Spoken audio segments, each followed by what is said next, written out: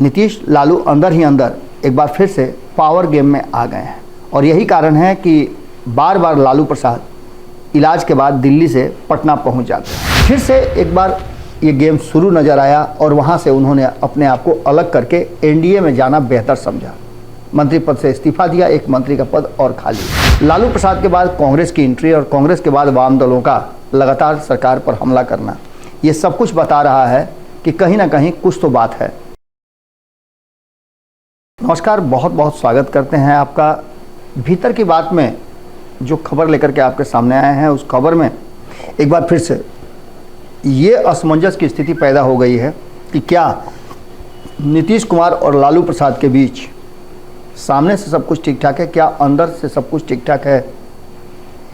इसको ऐसे आप समझ सकते हैं कि लगातार लालू प्रसाद, हालांकि कहा तो जा रहा है कि वो इलाज के सिलसिले में पटना और दिल्ली की यात्रा कर रहे हैं, लेकिन ऐसी कौन सी आफत आ गई है कि वो इलाज जब दिल्ली में चल रहा है तो पटना आ रहे हैं। वो दिल्ली में ही रह करके इलाज करा सकते थे, लेकिन पटना आने का मकसद जरूर कुछ ना कुछ तो है। इन सारी बातों को लेकर के अब जो वर्तमान परिस्थितियां बनी हैं वो साफ इशारा कर रही हैं कि कहीं ना कहीं बिहार में राजनीतिक रूप से कुछ बात है। अगर पीछे से कड़ियों को जोड़ना शुरू करेंगे तो आपको साफ नज़र आ जाएगा कि नीतीश कुमार और तेजस्वी यादव की सरकार और उसमें लालू प्रसाद का एंट्री, लालू प्रसाद के बाद कांग्रेस की एंट्री और कांग्रेस के बाद वाम दलों का लगातार सरकार पर हमला करना, ये सब कुछ बता रहा है कि कहीं ना कहीं कुछ तो बात है।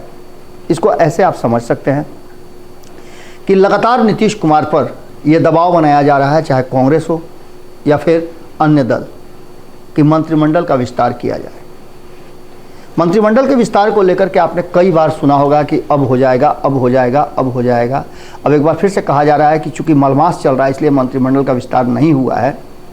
लेकिन एक बात और सामने आ रही है कि मंत्रिमंडल का विस्तार महाराष्ट्र की बैठक से पहले नीतीश कुमार ने टाल दिया है।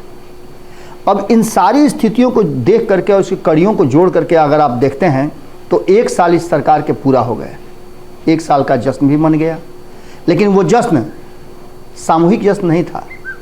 इंटरनली सभी ने एक साल सरकार में रहने के लिए अपने आप की पीठ अपने से थपथपाई, लेकिन सामूहिक रूप से आपको ये देखने को नहीं मिला होगा कि भारतीय जनता पार्टी या एनडीए के विरुद्ध बहुत मजबूती के साथ एकजुट होकर के एक स्वर में बोल करके, जैसे एनडीए बोल रही है, महागठबंधन प्रतिरोध कर रहा हो।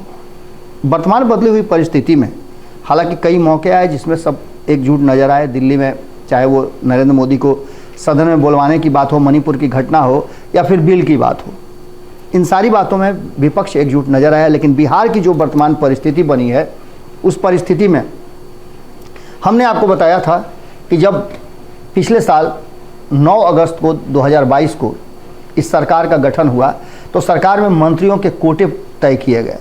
इनमें से जो कोटे तय किए गए उसके हिसाब से 17 तेजस्वी यादव को लेकर के मंत्री बनाए गए राष्ट्रीय जनता दल से, चूँकि संख्या उनकी ज़्यादा थी। वहीं दूसरी तरफ 12 मंत्री बनाए गए जनता दल यूनाइटेड से, 2 मंत्री बने थे कांग्रेस से और 1 मंत्री हिंदुस्तानी अवाम पार्टी से और 1 निर्दलीय थे सुमित कुमार सिंह। इसके साथ साथ सरकार चलनी शुरू हो गई, लेकिन बीच में आपको पता है कि क्या कुछ हुआ। तेजस्वी यादव के A to Z पर सबसे पहला प्रहार तब हुआ जब सुधाकर सिंह को सच बोलने की सज़ा मिली। उन्हें मंत्रिमंडल से बाहर होना पड़ा और ये सबसे पहला झटका था। इस झटके के बाद अभी उबरे भी नहीं थे कि कार्तिक मास्टर का इस्तीफा हो गया। कानून मंत्री थे और ये दोनों विभाग मंत्री विहीन है, किसी अन्य मंत्री के द्वारा इसको चलाया जा रहा है। इसके साथ अब दूसरी सबसे महत्वपूर्ण बात सुन लीजिए। हिंदुस्तानी अवाम पार्टी जो लगातार नीतीश कुमार के फेवर में रहा करती थी, चाहे एनडीए में रही या महागठबंधन में साथ आई, उसको भी ऐसा लगा कि नीतीश कुमार कुछ ऐसी बातें कर रहे हैं जिससे कि ये सरकार अस्थायी नहीं रहेगी और कुछ तो बात है जिसका अंदर ही अंदर चल रहा है सब कुछ। फिर से एक बार ये गेम शुरू नज़र आया और वहाँ से उन्होंने अपने आप को अलग करके एनडीए में जाना बेहतर समझा। मंत्री पद से इस्तीफा दिया, एक मंत्री का पद और खाली है। शुरू से ही जब मंत्रिमंडल का गठन हुआ और सरकार में आई कांग्रेस, महागठबंधन सरकार बनी, तो कांग्रेस तब से कह रही है कि हमें उचित प्रतिनिधित्व नहीं मिला है, हमें 2 मंत्री और चाहिए। इस बात को लेकर के लगातार आपने देखा होगा कि मंथन का दौर चल रहा था। कभी ये अफवाह उड़ रही थी या कही जा रही थी, कयास लगाए जा रहे थे कि नीतीश कुमार चाहते हैं लालू प्रसाद या तेजस्वी यादव नहीं चाहते हैं। तो आखिर तेजस्वी यादव क्यों नहीं चाहेंगे? तेजस्वी यादव के खुद के 2 मंत्री और जो उनका A to Z समीकरण है वो ध्वस्त होता नजर आ रहा है। अब इसके बाद की कहानी कुछ और ही बातें कह रही हैं।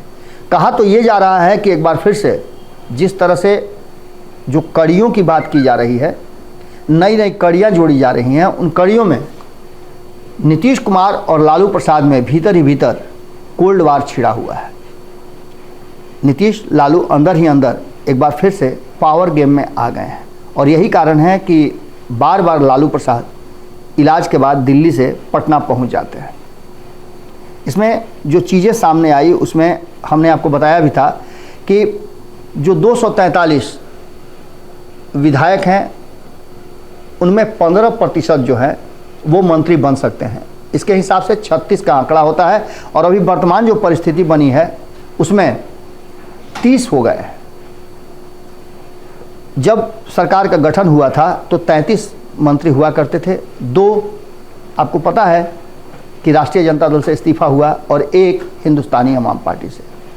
अब इन सारी बातों को लेकर के जो वर्तमान परिस्थिति बनी है उस परिस्थिति में अभी 2 राष्ट्रीय जनता दल से और 1 हिंदुस्तानी अवाम पार्टी वाला तो भरा जाना ही है। लेकिन इसके साथ साथ एक और बड़ी घटना घटी थी, आपको याद होगा। हम हिंदुस्तानी अवाम पार्टी वाला इसलिए आपको याद दिला रहे हैं कि हिंदुस्तानी अवाम पार्टी के तरफ से जैसे ही मंत्रिमंडल का में से इस्तीफा दिया संतोष सुमन ने, वैसे ही बिना देर किए 48 घंटे के अंदर जदयू ने अपना कोटा फुल कर लिया। लेकिन लालू प्रसाद और तेजस्वी यादव का राष्ट्रीय जनता दल का जो 2 मंत्रियों का कोटा है वो कब फुल होगा? इस बात को लेकर के आप अगर थोड़ा सा भी राजनीति जानते हैं और नीतीश कुमार को देखा है आपने इन 17-18 सालों में बिहार की राजनीति में, तो आप अच्छी तरह से समझ सकते हैं कि नीतीश कुमार किस तरह की राजनीति करते हैं। क्या आपको लगता है कि राष्ट्रीय जनता दल नहीं चाहती होगी कि उनके 2 मंत्री और शामिल हो जाए, जिससे उनका A to Z का समीकरण पूरा हो जाए? एक तरफ जहां मंत्रिमंडल विस्तार की बात और दबाव बढ़ाया जा रहा था, वहीं दूसरी तरफ नीतीश कुमार ने जो लंबे समय से लंबित था आयोग का गठन, आयोग और बोर्ड के गठन को करके कहीं ना कहीं नीतीश कुमार ने एक संदेश जरूर दे दिया कि मंत्रिमंडल का गठन वो नहीं करना चाहते हैं। इस बात को लेकर के जब पत्रकार उनसे लगातार सवाल पूछ रहे हैं तो नीतीश कुमार का उंगली सीधे तेजस्वी यादव की तरफ चला जाता है। ये सारी बातें इस तरफ इशारा कर रही हैं कि मामला कहीं ना कहीं पेचीदा हो गया है और भीतर ही भीतर पावर गेम शुरू हो गया है।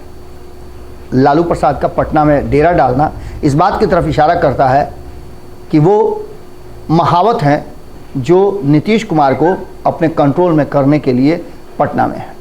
बाकी तो आप समझ ही रहे हैं सब बात। इस खबर में हम यहीं रहते हैं, अगली खबर में फिर आपसे मिलते हैं।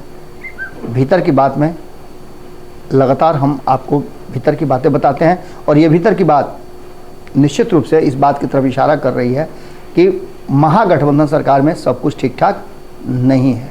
अगर ये वीडियो पसंद आई और वह बिहार के राजनीति और बिहारियत से सरोकार रखेनी तो सब्सक्राइब बटन दबा के चैनल के सब्सक्राइब कर ली। ओजे एगो घंटी बा, ओकरा बटन दबा देला से कुल सटीक और मारक खबर रुआ मुफ्त में मिल जाई।